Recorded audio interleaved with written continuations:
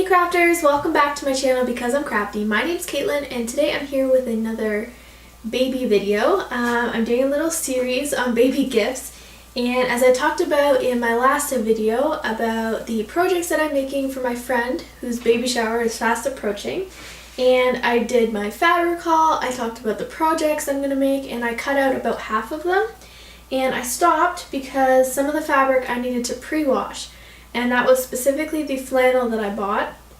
Flannel shrinks a lot when you wash it and dry it, and so I wanted to make sure I could get out as much of the shrinkage as possible prior to putting on my binding, because I didn't want my friend to wash them and then have it look funny with the binding, because once your fabric shrinks and you have something else attached to it that isn't going to shrink, it would just look really funny. So I wanted to do that first. So with these fabrics, I'm going to make 3 blankets, and so I need to square off the fabric and cut them to the size that I want, and then I'm going to sew on this binding, and on the corners I'm going to do mitered corners. So that's a new thing that I haven't done on my channel yet. So let's get into making these baby blankets. I'm going to start with this one because it's already kind of got a pattern that has lines on it. So I'm going to see how big I can make this one and see what looks appropriate with the pattern. These ones don't really matter so much, but I do want all of them to be the same. So I'm going to start with this one, decide how this one is going to look, and then I'll do the other ones based on this one. So, got it folded with my selvage edges together, but I'm going to try and line up my pattern as best as possible, so I can see where we're at in terms of the grain line and the fold, because I want to make it as straight as I possibly can.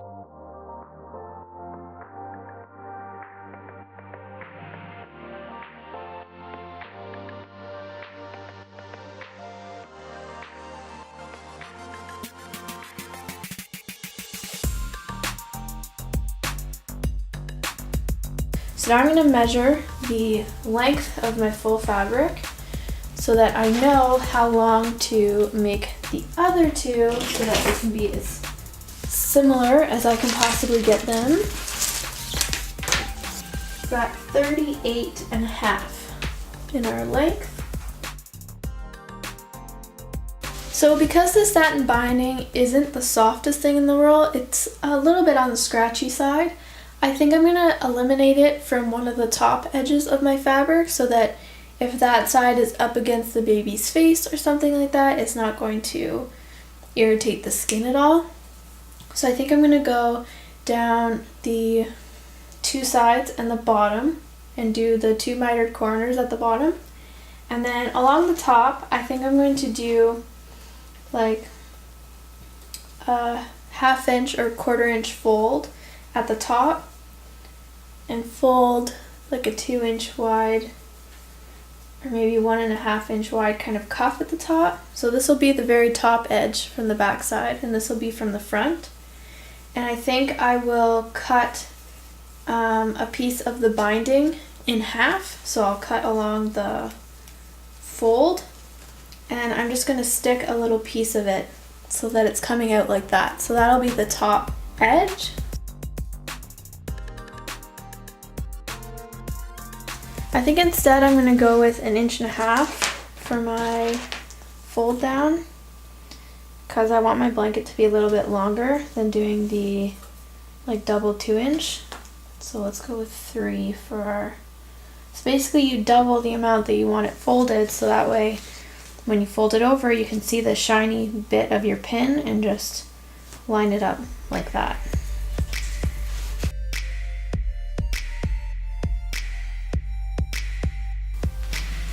There you go, there's one done, so I'm going to do the same to the other 2.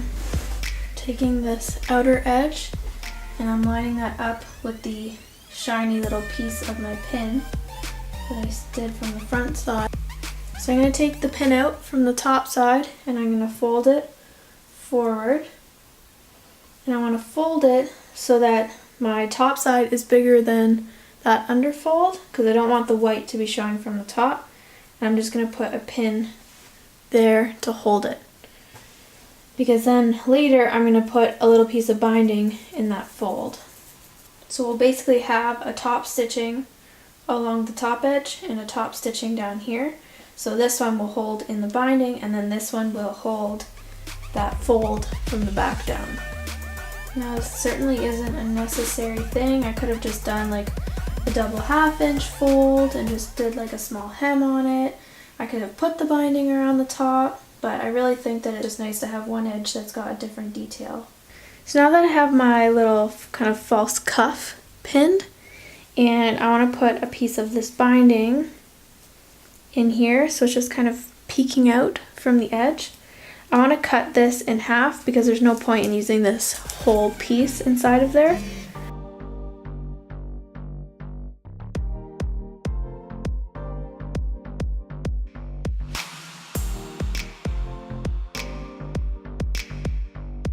Now, keeping in mind that I still have to sew down this top fold, so when I top stitch this, I want it to be the same amount away from the fold as I do at the top, so I want to make sure that I can still catch this underfold piece. So if I sew it at a 1/4 inch, it should still catch my binding. So I want to make sure that I have that amount underneath. So that's basically what it's going to look like, and then afterwards I will attach the binding to the other 3 edges. So I'm going to go ahead and do this to my other 2, and then we'll get sewing. So I got my machine set up with a light pink thread that matches the binding. So I'm straight stitch and my length is at 3, and I'm going to do a straight stitch on to hold that binding. So when you buy binding or make binding, there's usually one side that's a little bit bigger. So I want to put that on the bottom side because that's going to ensure that I catch it with this top side. So I'm going to start pinning down the side of my fabric, but I'm going to do this part first. So I'm going to leave this last pin a little higher up from my corner because that's where I want to do my mitered corner. But I'm going to do that at the sewing machine, but basically we'll figure out where we end up down here at the edge of our fabric. So that corner is where we want it to stick out. So I'm going to take a smaller chunk of that corner. So I'm going to take that corner that I've marked with my pin, and I'm going to fold my binding as if it was cornered. So now I can see where this part meets up. Right there. And I'm going to do the same to the one underneath. So those two would approximately meet up together like that. So when I unfold this, so I'm basically going to sew on the diagonal right here, then I'm going to do the same down the other side to get my corner. It's going to be something like that. I'm going to sew up there, and then turn it, and then my corner should fit on there. I'm going to turn this right side out, or right side in. So this is where the top of my fabric is. I'm going to turn it like this on itself and sew across the top. So it's basically a 1/4 inch seam allowance across the top. And then I can fold it back in place and it should fit perfectly on the top of this.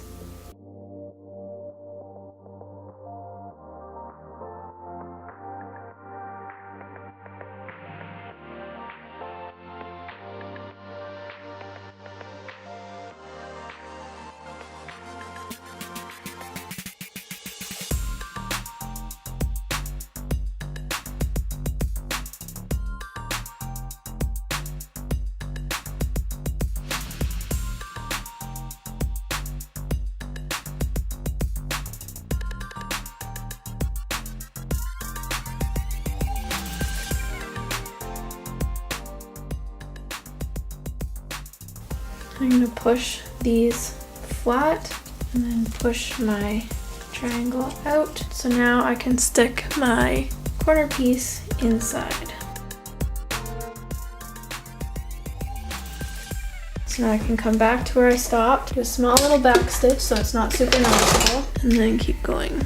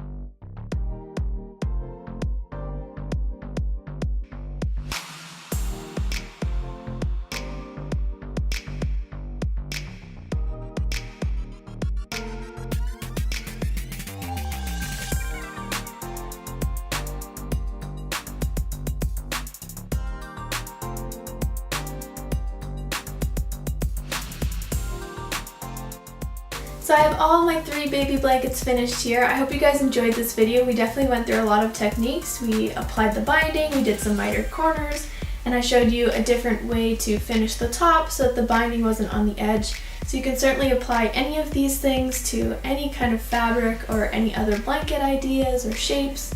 You can apply it to a lot of different things. So I hope you guys learned something, and maybe you can make something like this for Christmas for someone special in your life. And make sure to share some photos with me on Instagram or Facebook. I'll leave the links to those accounts down below. I would love to see them. So I hope you guys enjoyed this video. Make sure to give it a thumbs up if you did. Leave me a comment down below and let me know what you're sewing for Christmas gifts this year. Make sure to subscribe so you don't miss out on any future videos. And I'll see you next time, crafters. Bye!